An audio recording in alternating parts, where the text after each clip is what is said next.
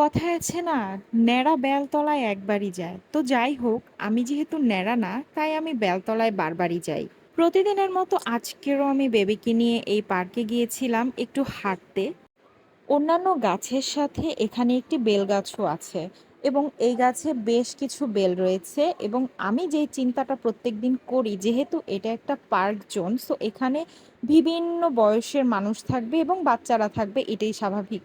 যদি কারো মাথার উপরে এই ধরনের বেল পড়েই যায়, সো সে কিন্তু মারাত্মকভাবে আহত হবে।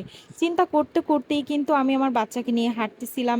হঠাৎ করে মনে হলো যে উপর থেকে কিছু একটা পড়েছে এবং আমি লক্ষ্য করলাম যে এই বেলই পড়ে গিয়েছিল। ভেবেছিলাম এটা গাছ পাকা, আসলে আমার ধারণা সম্পূর্ণ ভুল ছিল, এটা গাছ পাকা ছিল না। কোনো কারণবশত এই বেলটা নিচে পড়ে গিয়েছিল। আলহামদুলিল্লাহ যে সেখানে আশেপাশে কোনো বাচ্চারাই ছিল না, কোনো মানুষই ছিল না। আপনারা যারা বাচ্চাদেরকে নিয়ে পার্কে যান বা নিজেরা একটু হাঁটাহাঁটি করার জন্য যান, অবশ্যই এইসব বিষয়গুলো খুব মাথায় রাখবেন এবং খুব সাবধানে এই জায়গাগুলো অতিবাহিত করবেন।